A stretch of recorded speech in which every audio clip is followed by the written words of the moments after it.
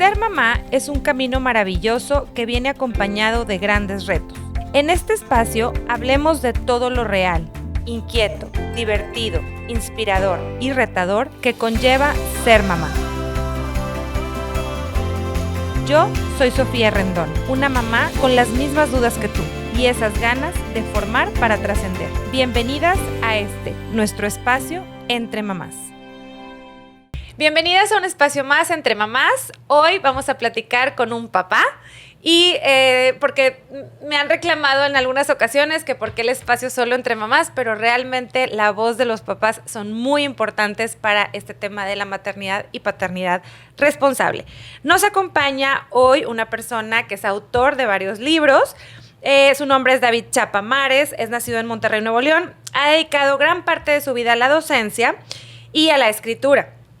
Es egresado de Lingüística Aplicada con énfasis en traducción por la Facultad de Filosofía y Letras de la UANL, y obtuvo un título en Psicología en la Universidad Metropolitana de Monterrey. Ya tiene 15 años trabajando con jóvenes. La verdad, puedo constatar que es un gran maestro, una persona que inspira a sus alumnos a ser mejores, y lo hablo por experiencia personal. Él ha sido docente de una de mis hijos, de Camila, y puedo decir que sí inspiras a la lectura, porque Camila, después de tu clase, llegó con esas ganas de leer. Sé que es importante para ti el tema de la lectura en los jóvenes para poder aspirar a un mejor país, y hoy has publicado ya 6 libros de manera independiente, y hoy nos une, o lo traemos aquí como invitado, por un libro que vamos a platicar ahorita más adelante, pero primero te quiero dar la bienvenida, David, aquí a este espacio Entre Mamás. Hola, muchas gracias por la invitación. Cuéntame, David, ¿quién fue David de adolescente? Pensando en la secundaria, Ajá. Yo era un chavo que le encantaba el básquetbol. Era así como una de mis pasiones, ¿no? El básquetbol. Me la podía pasar en la plaza jugando de 6 de la tarde a las 11 de la noche en diario. Corridito. Sí, ajá. diario. Empecé también a tocar guitarra en aquellos tiempos. Okay. Lo que nos hizo andar ahí en el ambiente bohemio, de llevar serenatas y así, ¿no? Okay. En aquel momento hicimos un grupito, 5 amigos, y empezamos con las guitarras y ahí más o menos a medio entonarnos, porque pues era, o sea, sin maestro, sin el YouTube, ni la forma de ver cosas rápido, ¿no? Ajá, ajá. Es aprender en las revistas directamente los acordes de las canciones, todo eso. Ok. Eso era lo que yo estaba haciendo en mi adolescencia. ¿Eras introvertido, extrovertido? ¿Te gustaba la fiesta? ¿Eras bohemio? Sí, no, introvertido. Ajá. Yo no sé cómo llegué a ser maestro, de hecho, pero aquí Te estaba. daba pánico escénico y ahora ya lo dominas súper bien. Y sí, yo era más introvertido. Ok.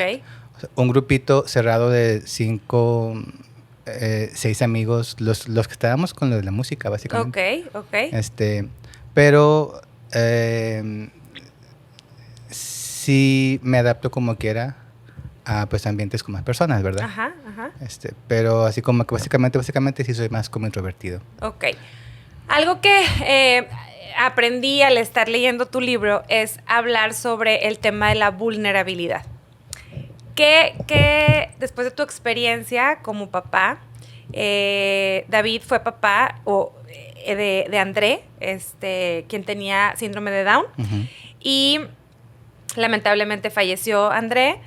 Y dentro de este proceso, de este camino de haber vivido tu experiencia en la paternidad, hablas sobre el tema de la vulnerabilidad. Platícame un poquito cómo un papá en México, que decimos que todos son fuertes, poderosos, ¿cómo enfrenta un papá la vulnerabilidad? ¿Cómo abrazas esa vulnerabilidad? Yo creo que en la juventud uno se siente el fuerte, ¿no? El que yo puedo con todo. Lo que pase se puede arreglar de alguna manera, ¿no? Pero cuando eres papá y que tienes un hijo es muy diferente, o sea, es el deseo de que estén siempre a salvo, que no les pase nada, que, o sea, el hecho de que tú encuentres la forma de ser mejor para que les enseñes algo bueno, pero cuando hay cuestiones de salud, Andrea nació con el Down, pero también con una cardiopatía, y desde que vimos el eco se nos dijo que si nacía, que igual podía morir en el parto, o a los 2-3 días, o a la semana, o al mes, pero que era, o sea, que lo más probable era que no se lograra bien, ¿no? Ok. Porque sí estaba muy severo lo que vieron. En el corazón. Sí, en el corazón. Eso era lo pues, más urgente, ¿no? De atender. Cuando te enteras de eso, ahí sientes la vulnerabilidad así en toda su expresión, ¿no? Porque dices, ¿yo cómo puedo con esto, no? Esto no está para nada en mis manos, hacer algo, porque pues si los doctores pueden hacer algo en ese momento, bueno, ¿qué le queda? Entonces yo creo que ese fue el momento en el que me he sentido más vulnerable. Ajá. En cuanto a la historia de André, ¿verdad? Ya cuando se nos fue, pues ya fue otro tema muy diferente, pero más intenso. Tu primer encuentro con la vulnerabilidad y con el saberte vulnerable, como dices tú, vienes de joven y vienes pensando que todo puedes, te dicen que vas a ser papá y entonces es una emoción muy grande, pero entonces cuando te enfrentas a un problema en donde no hay una solución evidente, dices, híjole, o sea, ¿cómo tomo esto en mis manos y cómo salgo adelante, ¿no? O sea, ¿qué fortalezas tengo para poder hacer? ¿Qué encontraste tú o qué encuentras hoy sobre esa fortaleza que te fue encaminando a vivir una paternidad con André, y la cual supiste llevar de una manera muy bonita? Fíjate que ahí hay un tema y te lo voy a contar. Yo aquí vine dispuesto a hablar abiertamente de todo, ¿no? Cuando me enteré, y eso está en el libro de hecho, de el embarazo, yo había pasado por un fraude económico y yo estaba en una deuda como de 300,000 pesos. Estaba empezando un negocio propio con 5,000 pesos que me prestaron mi hermano, y empecé una escuelita de inglés y empecé a pues hacerme de clientes y a pues librarlo, pero ahí estaba como que toda esa fue digamos una en deuda que me involucró a mi familia, a mis amigos, o sea... Fue un problema que enfrentaste de manera fuerte. O sea, muy, muy, muy mal. Y comencé a salir con la mamá de André. Y pues ahí tienes que se da el embarazo. Ella tenía el dispositivo y todo, y como quiera se dio. Pero yo no estaba listo. Según tú.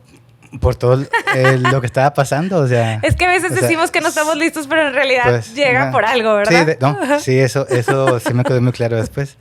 Pero en ese momento yo no estoy a favor de el aborto, por ejemplo. Y volvemos a la vulnerabilidad. Fue un momento de mi vida en que lo pensé como una opción. Y cuando yo se lo comento, veo su cara y dije, no, o sea... No es opción. No. Entonces fue como un reencontrar mi esencia, ¿no? También. De que no, sí es cierto, o sea, yo no soy esto, ¿verdad? Yo no puedo hacer algo así porque se me incomodó más mi vida, ¿no? A fin de cuentas fueron mis decisiones y demás. Y como vi esa reacción, dije, no, está bien. Entonces me trajo a mi centro y pues fuimos haciendo los estudios y demás. Cuando sentí como que estábamos los dos haciendo pues un equipo, ¿no? Ujú. Entonces cuando nos dan los resultados, o sea, ella sí en el eco y todo, cuando vi en la pantalla pues la figura de André, de hecho que aquí puse foto Sí, el de eco. eso, ya dije no, o sea, voy a abrazar esto, ¿no? Y, y no sé, es el ver el corazón latiendo, aunque nos hayan dicho que estaba pues mal y que no se lograría, Ujú. ya lo ves diferente, o sea, no se puede contra la vida de esa forma. Al menos ¿Tú no. tomaste la decisión o tú sugeriste el que no naciera André? em, Aún todavía no sabías que venía con esta No. discapacidad, sino por toda la problemática que tú tenías Sí. enfrente, ¿no? Sí, sí. Entonces, muchas veces el miedo, la incertidumbre nos hacen tomar ciertas decisiones equivocadamente. Creo que aquí lo padre fue que estuviste abierto a escuchar y a leer a tu pareja en ese momento y decir, oye, sabes que me estoy equivocando. Sí, O sea, no soy yo, no Exacto. soy esta persona. exacto. Eso realmente es una fortaleza que a lo mejor no sabías que tenías, porque si otra persona hubiera sido, te hubiera dicho, ay, no sabes que sí es cierto. Creo Ujú. que tenemos que tomar esa decisión, ¿no? Sí, Y te hubieras perdido de la oportunidad que tuviste de ser papá de André. sí, de hecho. Entonces, también platicas mucho en el libro sobre el tema de sobreprotección, que a veces no queremos, ya que eres papá de André y que lo ves que tiene su discapacidad. Y cuéntame un poquito cómo fue ese descubrirte como papá, porque me imagino que tu versión antes de André y después de André son Sí, totalmente distintas. Cuéntame un poquito sobre esta nueva versión de David siendo papá de André. En el libro algo que menciono es, o sea, André es un guerrero. A pesar de todos esos diagnósticos, yo sé que él estaba luchando. Hay una foto que también ahí pongo en el que yo le pongo el meñique en su manita y me la aprieta. Uh-huh. En psicología nos nos dijeron que eso los bebés lo hacen, es como, o sea, un aferrarse a la vida. Uh-huh. Y cuando él lo hizo, yo dije, "Ay, o sea, va a luchar". Y en gran parte de mi vida él se hizo mi maestro de que no te des por vencido tan fácil, ¿no? Uh-huh. O sea, yo con todo esto que me han diagnosticado, o sea, yo estoy luchando, ¿qué te queda a ti? Uh-huh. Yo lo vi así. Entonces, al ver esa fortaleza en un, pues, recién nacido, Uh-huh. para mí fue muy lesionador. Uh-huh. Entonces, ya que lo vi como nació con su musculatura muy laxa. Okay. La cabeza se le iba así como hacia atrás y así, ¿no? Okay. Era así como cargar un muñequito así como de trapo, ¿sabes? Okay. Y ya pues nos dijeron que con las terapias musculares, físicas, neuromotoras y todo, ¿Iba a mejorar? se iba a mejorar. Él no se puede quedar así como que sentadito, siempre para el lado, siempre. Okay. Y cuando yo vi que él empezó a salir adelante de lo que traía, yo dije, este niño yo lo voy a cuidar, pero no creo que sea necesario sobreprotegerlo. Y aquí lo que pasa es que los papás que somos conscientes de esas cosas, dices, ok, él puede solo algunas cosas que las haga solo. Ajá. Aunque batalle, que las haga solo. Uh-huh. Pero la familia sí es muy diferente. Los abuelos es muy diferente. Que el niño no, o sea, que no se levante, que no lo intente. que si va a agarrar un vaso, es que ya sabe, no. Se le va a caer. Exacto, no, o sea, es que, o sea, él ya puede, no. Y ya tienes que estar como que haciendo, o sea, una estira y afloja con la familia. Claro. En el caso nuestro, en mi experiencia, fue más con la familia de mi ex esposa. Ok. Porque eran los que estaban más alrededor. Claro. No, y aparte en el libro platicas que ella estaba diagnosticada, creo que era un mal diagnóstico, y como que era un poco más protector el asunto en cuanto a temas de salud, ¿no? Sí. Y eso pues obviamente frena un poquito el desarrollo de los chavos o de los hijos cuando los sobreproteges. Sí, y yo lo he visto, por ejemplo, en la docencia. Ay, Dios mío. Ay, Dios mío, o sea, sí hay casos, yo sé que lo hacen con toda, o sea... ¿El amor? El amor y con la intención de que el hijo esté bien, pero sí hay casos en los que sí es una exageración de que o sea, digamos, hay evidencia de que el muchacho hizo algo, o sea, pues indebido. Se reporta a los papás y el malo es el maestro. Sí, les ha tocado, o sea, un mundo muy diferente. Sí, o sea, a pesar de las evidencias y, no sé, que sí copiaron, que sí golpearon, lo que sea, hay papás que sí... O sea, no sé. Claro, que quieren pensar que no son capaces de hacer esas cosas. Sí. Pero, por ejemplo, algo de lo que hemos platicado nosotros sobre la capacidad de los hijos es que ellos llega una edad en donde pues ya pueden escoger qué zapatos se quieren poner. O ya llega una edad en donde ya saben cómo se quieren vestir. Y nosotros como papás somos, no. Es que vamos a salir a tal lugar, entonces no puedes ir en tenis. Oye, no vamos a ir a tal lugar y no te pongas porque no estás combinado.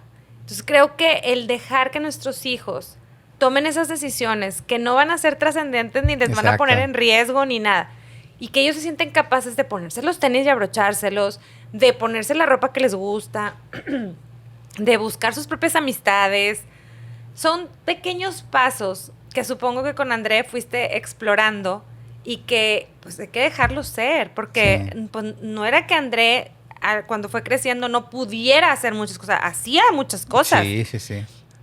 ¿Cómo fuiste aprendiendo a manejar esas capacidades de André que te fueron enseñando que no necesitaba tanto de ti? Fíjate que ocurre que la gente, digamos, indicada se aparece. Okay.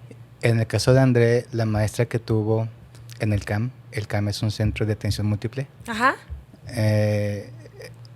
Son escuelas en las que van o sea, desde niños con síndrome, con alguna discapacidad motriz, lo que sea. Intelectual. Sí. La maestra Cristela, que aquí la menciono, fue la que lo sacó adelante bastante con cosas de cuestiones de sus rutinas. Ok. El que acomodara su ropita solo. Si yo veía que él lo hacía, yo se lo alentaba. A ver, ven, estamos en esto de acá. Ok. Bastaba con que yo pusiera un juguete de el suelo a su caja y él venía y todos los demás los empezaba y entonces te dabas cuenta que tenía esa capacidad, claro. Exacto. O sea, él veía y hacía. No se quedaba nada más viendo. Entonces, pero sí estoy consciente de que el no habérselo coartado, eso fue lo importante. El que no se diga, no, es que no puede porque tiene síndrome de Down. Exacto, sí puede. O sea, claro. Y hasta lo hacen solos.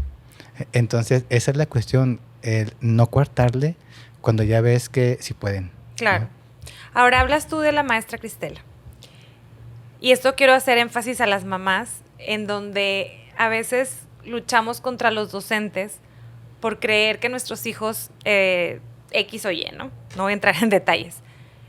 Pero muchos docentes ayudan a que nuestros hijos descubran esas capacidades y puedan poner estructura en su vida.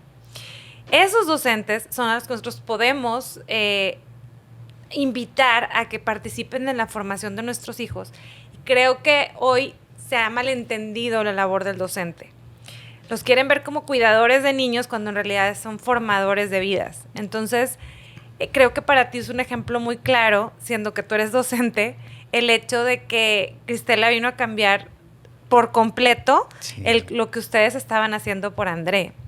Y a que ustedes vieran esta discapacidad como una oportunidad a desarrollar capacidades en él que a lo mejor ustedes no lo hubieran hecho. Sí, o sea, porque yo creo que es una cuestión muy lamentable que las mamás y pues también los papás, cuando nacen los hijos, o sea, no se cultivan sobre cuestiones de maternidad o de paternidad. O sea, es como que lo que me enseñaron o lo que yo aprendí de mis padres, eso es lo que yo transmito.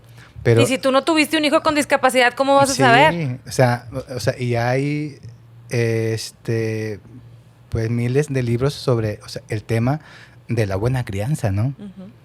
Y pues ya no se diga en las redes, es este tipo de podcast. O sea, hay demasiada información como para, o sea, no ser un buen padre. La cuestión es eso, que como que nos quedamos con lo que aprendimos de los de arriba y no nos esforzamos por ser mejores papás.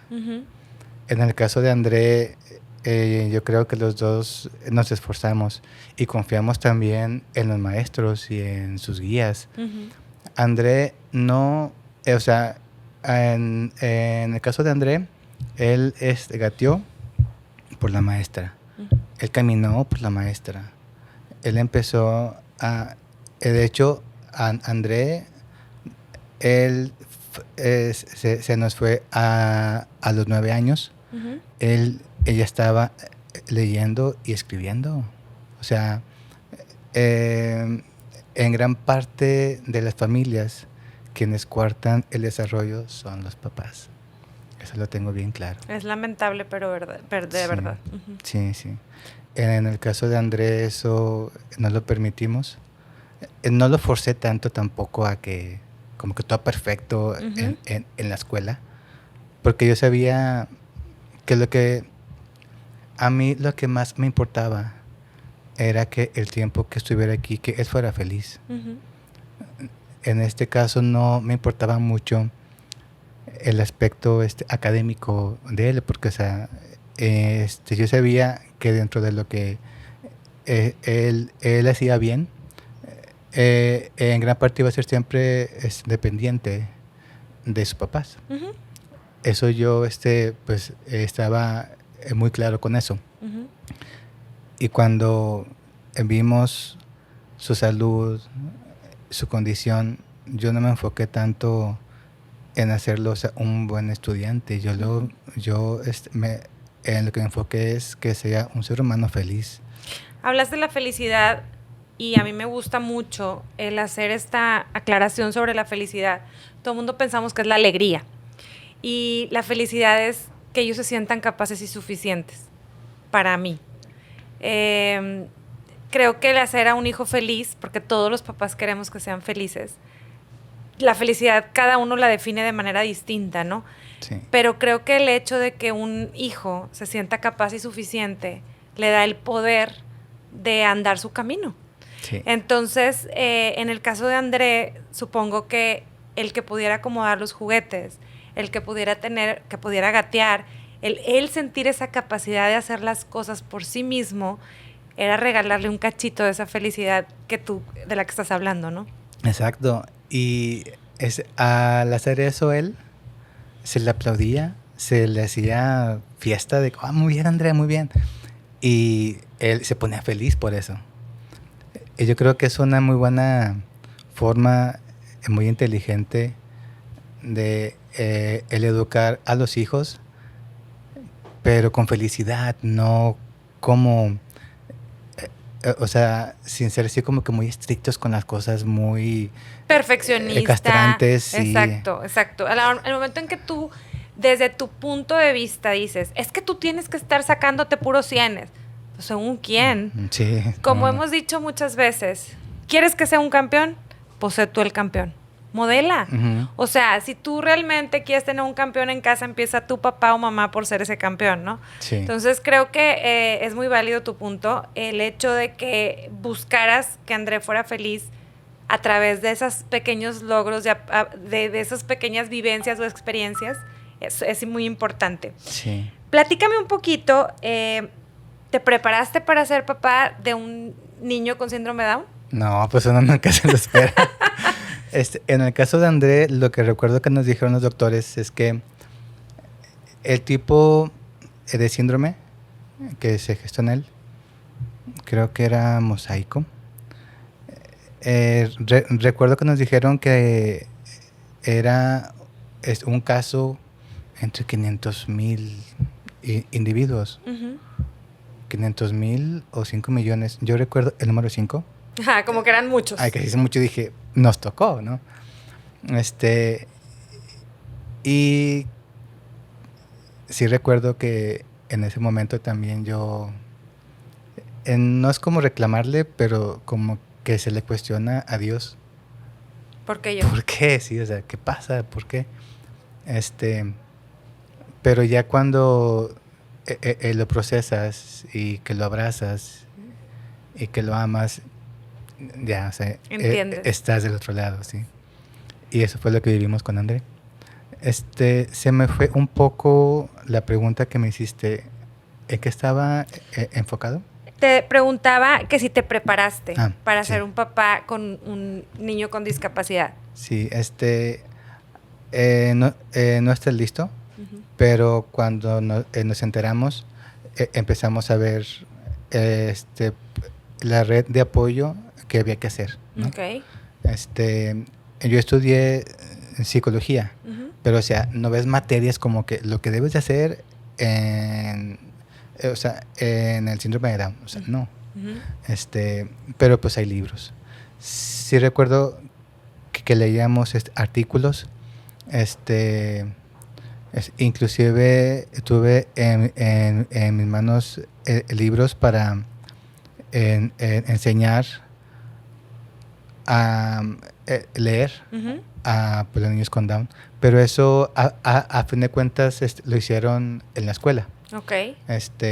Y acá, o sea, en la casa se le reforzaba todo eso. Pero tú, David, o sea, porque muchas de las cosas que tú hablas es sobre lo que ponías en práctica con André. David, hombre, David, papá, al tener un hijo con discapacidad o con una condición distinta, primero pues te cae el balde de agua fría, ¿no? De decir, o sea, como dices tú, ¿por qué a mí? ¿Cómo fue ese proceso de entender que te había caído a ti ese uno en 500,000 o en 5 millones de personas? ¿Y qué proceso de transformación viviste tú como persona en el momento de decir, bueno, ¿qué tengo que hacer para ahora sí ponerme las pilas y sobrellevar o llevar una vida distinta? ¿O qué cambios hubo en tu persona como hombre, como ser humano? Fíjate que en mi caso, yo creo que fui por la forma más sencilla, pero muy poderosa. Es un cambio de conciencia. Ok. Me cayó el 20 de que ya mi vida ya no iba a ser igual, pero no tenía que ser mala o peor a lo que estaba viviendo. Me cayó la conciencia de que ya no era nada más pues responsable por mi vida y por la de mi pareja, en parte, el bienestar, sino ya de, o sea, un niño que vino con esta vulnerabilidad, con este esquema de qué vas a hacer al respecto, ¿no? Entonces, cuando entendí eso, dije, ok, voy a hacer lo mejor que pueda, ya no hay más, ¿sabes? Y es como la aceptación de las cosas, eso es muy importante. cuando, o sea, yo he visto cuando la gente, o sea, no acepta algo, es como que sufres y sufres y sufres y lo editas y lo reeditas, pero cuando aceptas las cosas como son, es liberador. Ujú. Entonces, yo acepté que tenía un niño con Down y lo que me preocupaba era qué le van a hacer en la escuela a los otros niños cuando están en la escuela. Ok. ¿Cuál va a ser el trato que le dé la gente? Eso era lo que a mí me Te movía mortificaba. así. Ujú. Recuerdo que llegué a sentir las únicas veces en las que uno se siente capaz de pues matar a alguien es por tu hijo, o sea, Ujú. que no lo toquen. Ese cambio de conciencia fue yo creo que el que me ayudó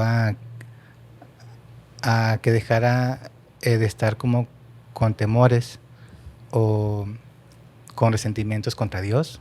Claro. El cambio de conciencia, yo creo que eso es lo que más nos puede servir. Yo no sé qué pasó y yo vi también el apoyo o sea, y el amor de la familia y pues cómo lo aceptaron, ya, como que uno Te tranquilizó. respira así. Sí.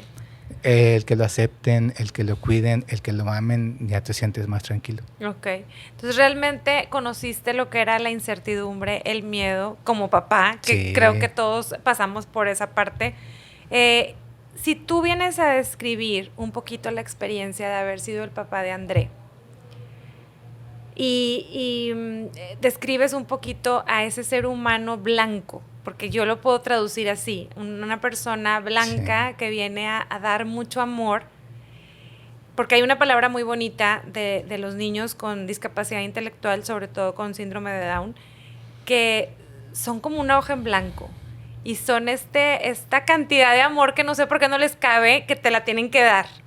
Entonces, ¿cómo descubriste esa parte de tu hijo siendo puro amor? Que no había esta maldad, que no había, que por más que recibiera lo que recibiera, él era amor. ¿Cómo traduces eso en ti, en tu vida, en cómo empezaste a percibir el mundo de una forma distinta? Mira, cuando André, o sea, empezó a dar así como que esbozos de su temperamento, o sea, desde que empezó fue con sonrisas, con abrazos, este, y yo me di cuenta de algo que o sea, me impactó bastante, que sí hay humanos que no tienen maldad, que eso es, o sea, es realmente puro el ser humano, y eso yo lo tuve con André. Entonces, cuando yo vi eso, estoy con un ser que no siente coraje por nadie, que no le decía el mal a nadie. Es una cuestión bien poderosa. Ese nivel de pureza, o sea, ¿en dónde la encuentras? Y yo lo tenía en casa. Eso también fue algo así como que me sirvió mucho a pues aceptar y acabé sintiéndome bendecido de haber sido el papá de un niño con Down. Él fue mi maestro, yo no fui el maestro de él. Qué bueno que mencionas esa parte. Hace poquito vi un comentario en redes, que hay mucha gente que hace comentarios muy poco acertados, decía una mamá con discapacidad, tiene dos hijos con discapacidad, que era una bendición. Entonces le decían que era que ella vivía en el privilegio. Y la gente no entendía que no se trata de que vivas o no con dinero o sin dinero, o lo que acabas de decir, eso es la bendición. El poder ver esa capacidad de amar sin maldad, esa capacidad de convivir con una persona tan pura. Tan pura, sí. No la tiene cualquiera. Entonces, creo que es muy acertado lo que estás diciendo, porque no todos lo entendemos, ¿verdad? Yo entendí que André, a pesar de su condición intelectual,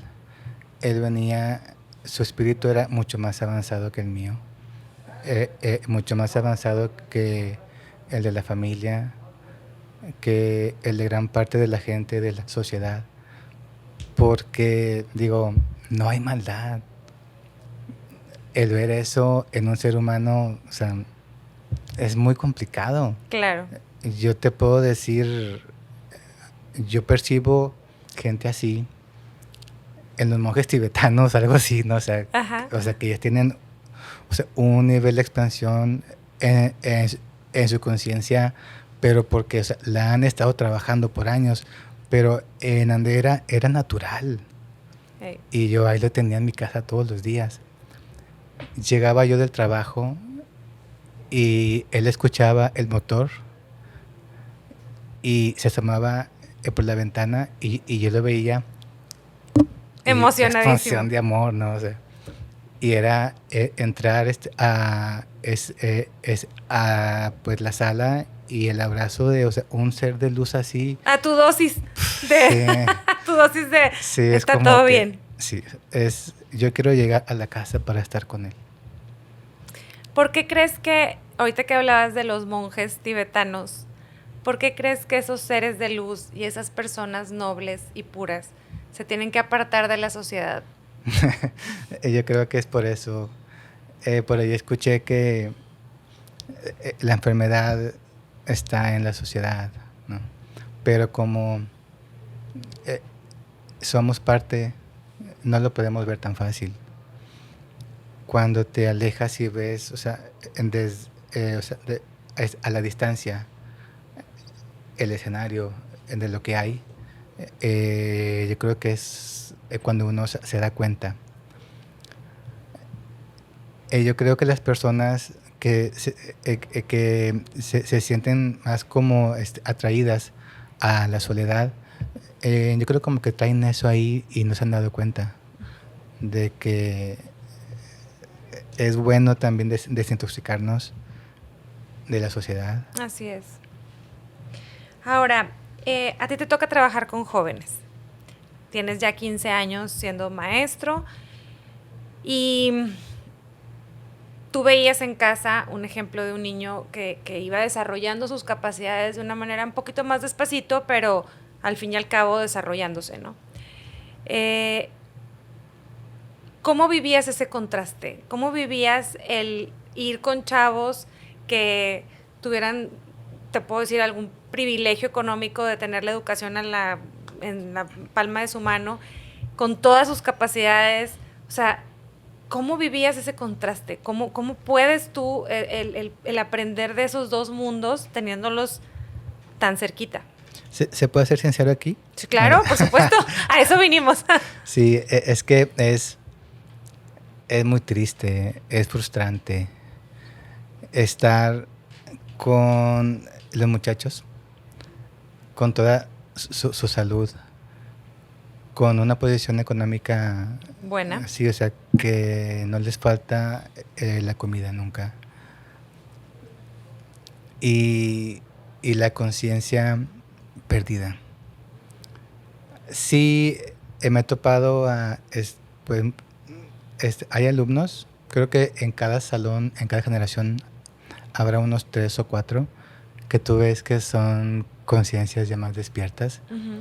que son intelectos más, saben a lo que van, Uh-huh. pero la mayoría, pues es que son chavos a fin de cuentas, uh-huh. Pero si te das cuenta que hay personas que lo tienen todo, y yo me incluyo en gran parte, y no hacemos nada con nuestras vidas, y hay otros individuos que batallan con todo, y siguen luchando, o sea, día a día. Es un contraste, sí, es un contraste. Pero, pues, no sé, volvemos a el concepto de aceptación. Uh-huh. Yo acepto que así está ahorita la sociedad. Yo acepto que no puedo salvar a todos mis alumnos, pero estoy consciente que yo puedo, pues, hacer algo por algunos, y lo voy a hacer. En casa, por Andrés, hacíamos lo que se tenía que hacer, lo que se podía hacer. ¿Te imaginas que tocas vidas de manera importante con tu historia? Me han comentado a algunas personas y más en adolescentes, Uh-huh. que les ha llegado muy profundo y al menos en cuanto a el libro, Ujú. me lo han dicho pues algunas personas que sí. En cuanto a mi labor docente, hay papás que sí me lo han dicho, Ujú. alumnos que no es necesario que te lo digan, pero cuando te abrazan al irse, te Lo das cuenta, sabes. sí.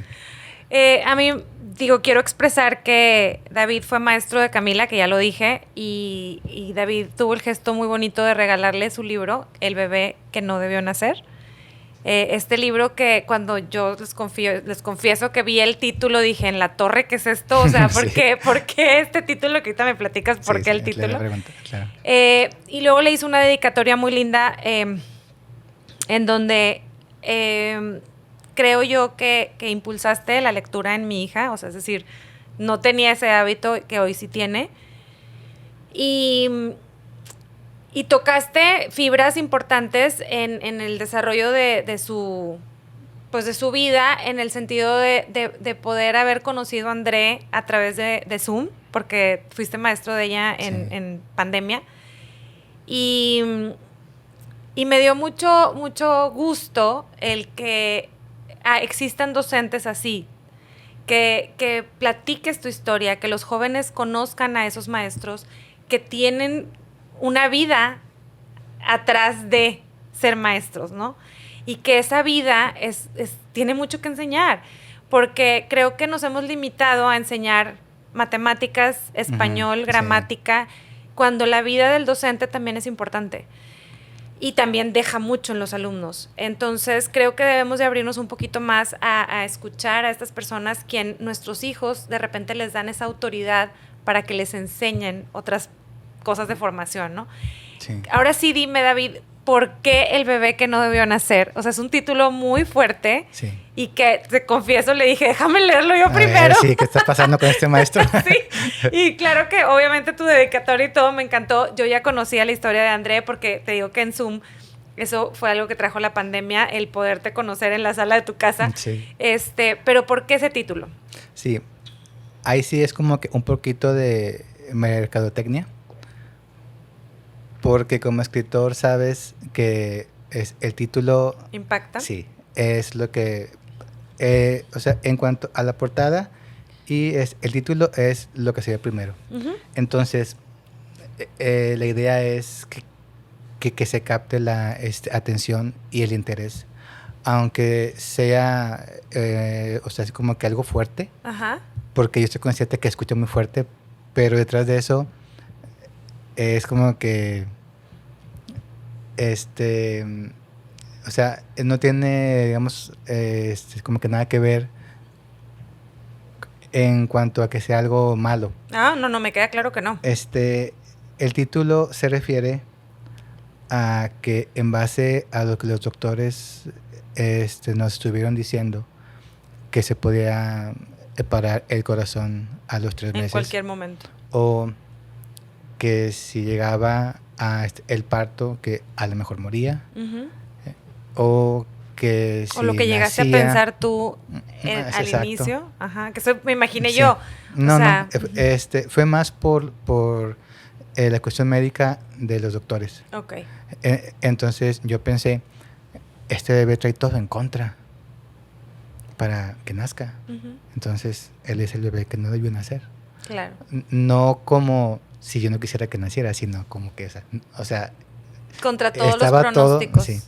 Ese es el sentido real. Ok. Aunque sí entiendo que el título, y así fue Es creado. disruptivo. Sí, claro, exacto. claro. Es que, pero ¿por qué? O sea, ¿quién va a creer que un bebé no nazca? Claro, claro. Bueno, que sí, hay mucha gente, ¿verdad? Pero Sí. Ahora, tú dices, oye, yo estoy a favor de la vida. Para mí, Andrea ha sido una bendición en mi vida. Hoy por hoy, ¿cuáles serían esos aprendizajes tan importantes que vino a dejar en ti, André? sí, como te mencionaba, a fin de cuentas, yo considero que André fue más mi maestro que lo que él aprendió de mí. Porque, o sea, un ser más avanzado va a mostrar el camino a los que no estamos tan despiertos todavía. Él me hizo más sensible, porque antes de él, si yo veía a digamos, es un niño con Down, sientes como que un tipo de empatía. Mira, ¿verdad? Ujú. Pero no sabes lo que hay más, o sea, como que atrás de, o sea, de el niño, de su familia. Ok. Entonces, cuando yo me hice papá de un niño con Down, ya eres más empático, realmente empático, Ujú. con cualquier tipo de discapacidad. Entonces, eso fue pues una de las cosas que me hizo a mí cambiar la conciencia de qué tan buenos somos con las personas que batallan más en sus vidas, ¿no? Que son un poco más vulnerables o que Sí. están pasando porque a veces no Sí. necesitas tener una discapacidad, sino que es un momento en tu vida Sí, en donde exacto. estás más vulnerable, ¿no? Entonces Sí. hay que tener esa sensibilidad o esa capacidad para ver. Sí, eso fue una de las cosas que yo aprendí a ver, o sea, ser realmente empáticos con personas que batallan más en sus vidas, básicamente. El hecho de que a pesar de todo lo que le dije, o sea, o sea, de lo que nos dijeron, él nació, a mí me gestó la idea de que tú te quejas por cosas tan banales a veces y te deprimes y ya dejas de luchar. O sea, y un bebé que para empezar era, o sea, nonato, o sea, no había nacido y ya venía con ese impulso de querer vivir y tú te estás aquí quejando del calor, o sea, de que no tienes un clima en tu casa. Ya digo que ok, o sea, Se hace sí calor, entendí digo. el mensaje, pero sí, o sea, es que tan relevante es eso, ¿no? Ok. Eso fue también algo de lo que aprendí de él. Aunque las cosas estén muy oscuras y muy difíciles en tu entorno o en tu mente, siempre puedes salir adelante. Y André lo hizo, siendo un niño. Él no se preocupaba por el pasado o por el futuro. Él era un ser del presente, aquí y ahora. Eso también me gustó mucho. Y eso es felicidad. Porque si estamos pensando en el futuro, se genera la ansiedad, eso lo sabemos. Pensar en el pasado, la frustración o la tristeza. La depresión. Y André estaba aquí y ahora, y a mí me traía al presente cuando estaba con él. Claro. Se te contagia. Y disfrutar del presente, porque es lo que tenemos. Sí, nada más. o sea, André era feliz viendo a Barney. Yo no era tan feliz, pero él sí, y eso está bien por mí. Él era feliz viendo a Peppa Pig, a Blippi, me acuerdo de esos videos. Y decía, ay, es que ese tipo no me gusta, ¿verdad? Pero lo ves a él feliz con su inocencia. Está y bien. son cosas pequeñas de la vida que a veces no nos alcanzamos a percatar que las tenemos por estar pensando o en el futuro Exacto. o en el pasado. Sí. Entonces creo que eso que también mencionas es algo que nos debe de hacer reflexionar sobre que lo único que tenemos seguro es ahorita. Sí. Está súper trillado, pero un niño con síndrome de Down te lo hace ver y lo hemos constatado con las gente. Nosotros participamos con Andares, que es una asociación que se dedica a trabajar con chavos que puedan tener o vivir esta independencia con una discapacidad intelectual. Y ellos disfrutan lo que tienen, que es hoy. Sí. Y las actividades que hacen son el presente. Entonces, esa manera de disfrutar la vida creo que es lo que los permite ser tan felices. Exacto. Y dar tanto amor, ¿no? Exacto. Y eso lo vi en André. A veces olvidas cosas también. Pero cuando empiezas así a recordar, si vuelves a tu centro. Y luego después te sales y después vuelves a tu centro. Pero básicamente, pues así es la vida, ¿no? ¿Viste la película de Intensamente la 2? Todavía no la veo. Ve a verla. Vi la 1, pero la 2 no. Te va a encantar porque eso de volver a tu centro es volver a ser esa persona que siempre has sido. Sí. Y a veces las emociones te distraen un poquito, pero necesitas regresar a donde tienes que estar para ser feliz. Sí. Ahora, ¿qué tanto falta para que podamos con los jóvenes, trabajar o cuál crees que sea el detractor más grande en los jóvenes para trabajar el tema de inclusión con gente con discapacidad? Se va a escuchar muy feo, yo estoy consciente, pero lo voy a decir. Yo creo que son los papás. Dilo más fuerte si quieres. Son los papás, ay, los papás. Pero es verdad. Mira, y no tanto los papás, es el nivel de conciencia de las personas. Uh-huh. Porque yo he estado con estudiantes que los ves y dices, este está muy avanzado espiritualmente. Y conoces a los papás y dices, o sea, ¿de dónde lo sacó? o sea, es como que ya venía. Uh-huh. Y yo le puedo entender porque André ya venía. O sea, yo no lo formé a él, digamos, espiritualmente, para nada. Te digo, ok, este niño es un alma vieja, uh-huh. es un ser avanzado. Y es bien bonito estar junto a ellos. Cerca de ellos, uh-huh. Sí. El honor de ser su maestro es genial. Claro. Pero sí hay que trabajar, y ahorita qué bueno que lo dices, en el tema de los papás, porque para eso es este espacio en donde necesitamos ser más conscientes sí. sobre estos temas, el estar más abiertos a disfrutar de estas personas que vienen a enseñarnos tanto amor, el acompañar a papás que estén pasando por un tema de hijos con algún tipo de discapacidad, creo que también es importante. Y hoy te quiero preguntar, David, si tú tuvieras oportunidad de hablar con David adolescente, ¿qué le dirías? Okay. Antes de responder eso, quiero ver es que creo que no fui justo del todo. Ajá. En lo anterior. Ajá. Porque también he visto a algunos papás que yo veo que son gente, o sea, muy centrada, muy madura, muy avanzados también. Ajá. Y los hijos no. Ok. Entonces, ¿ahí qué pasa? Ahí sí no me lo explico muy bien. Pero sí quiero pensar que, bueno, es el nivel espiritual de el chavo que va aprendiendo más. Sí. Y que a pesar de que los papás hagan los intentos de pues educarlos de la mejor forma, hay niños que todavía no están listos con esa conciencia, ¿no? Claro, y se va a ir dando. Y se vale, sí. Uh-huh. Pero sí, entonces, o sea, sí son los papás, pero no siempre. Sí, no siempre. Sí, hay de todo. Sí. Ahora cuéntame, ¿qué le dirías, si tuvieras oportunidad de hablar con David adolescente, qué le dirías? Yo le diría que es importante hacer un esfuerzo por mantenerse lo más puros posibles espiritualmente.